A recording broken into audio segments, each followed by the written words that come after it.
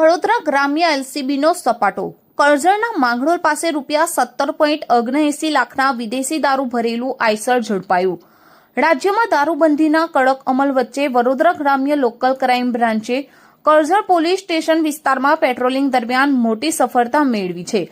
પોલીસની ટીમે માંગરોળ ગામના બસ સ્ટેશન પાસે સાપા કરજણ રોડ પરથી લાખોની કિંમતનો વિદેશી દારૂ ભરેલું આઈસર ટ્રક ઝડપી પાડી કુલ કિંમત 25 લાખથી વધુનો મુદ્દામાલ જપ્ત કર્યો છે.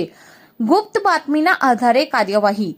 મળતી માહિતી મુજબ વડોદરા ગ્રામ્ય એલસીબીના એસએઆઈ બીવી રાઠોડ અને તેમની ટીમ કરજણ વિસ્તાર પેટ્રોલિંગમાં હતી. આ દરમિયાન મોજે માંગરોળ ગામ પાસે શંકાસ્પદ હાલતમાં પસાર થતા ટાટા આઈસર નંબર MH48T1766 ને અટકાવવામાં આવ્યો હતો. ટ્રકની તલાશી લેતા તેમાંથી પોલીસને મોટી માત્રામાં વિદેશી દારૂનો જથ્થો મળી આવ્યો હતો. જપ્ત કરાયેલ મુદ્દામાલની વિગત. પોલીસે સ્થળ પરથી નીચે મુજબનો મુદ્દામાલ કબજે કર્યો છે.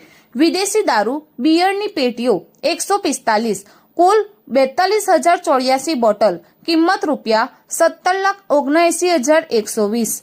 ટાટા આઈસર ટ્રક, કિંમત ₹7 લાખ. મોબાઈલ નંગ 2, કિંમત ₹20,000. અન્ય સાધન તાડપત્રી, રસ્સી, કિંમત ₹300, કિંમત ₹1300. કુલ મુદ્દામાલ ₹25,04,20. એક આરોપીની ધરપકડ. અન્યની શોધખોળ.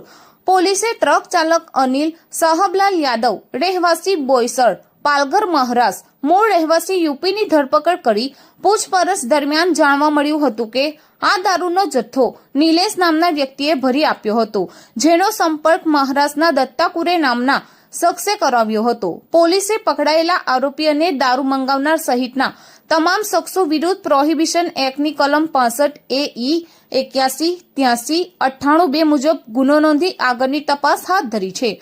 આ ઓપરેશનમાં એલસીબીના હેન્ડ કોન્સ્ટેબલ વિનોદસિંહ, પ્રવીણસિંહ, ખોડાભાઈ, મહેશકુમાર અને હર્ષકુમારે મહત્વની ભૂમિકા ભજવી હતી.